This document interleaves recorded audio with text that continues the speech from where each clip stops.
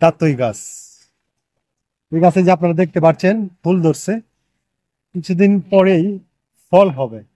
অর্থাৎ ওই যে ছোট্ট ফল, ফল হবে। এই ফলগুলি খেতে হালকা টক, আবার অনেকটাই চিনি চিনি ভাব।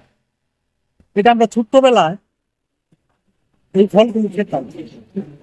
দেখা যেত যে এটা তো আসলে এটা এই খাওয়াটা কিন্তু ক্ষুধা নিবারণের জন্য খাওয়া না।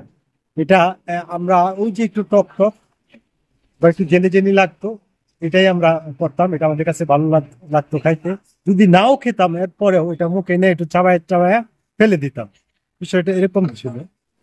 এখন আমাদের সমস্যা হচ্ছে ওই দাঁতই গাছের ফল খাওয়ার মতো, ওই যে ছোট্টবেলার অভ্যাস, হাতের কাছে পাইলেই ইচ্ছা না থাকলেও একটা দুইটা উড়ায় মুখে নিয়ে এমনিতেই চাবাইতাম না। আমাদের ওই দেশের পরিবেশটা এরকম হচ্ছে। খালি এগুলা শিখতে মন চায় আর চাবাইতে মন চায় আর খালি কামড়াইতে মন চায়। এই যে কামড়া কামড়ি শুরু হয়েছে, এই কামড়া কামড়ি আল্লাহ পাক জানে কত কবে শেষ হইব।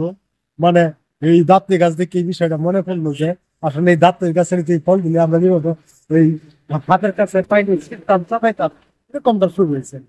তো দর্শক, আপনাদের কাছে বিষয়টা কেমন লাগলো? দাঁতই গাছের মতো কি লাগলো নাকি জানি না, আপনারা জানাবেন। সবাইকে অসংখ্য ধন্যবাদ। আল্লাহ হাফেজ।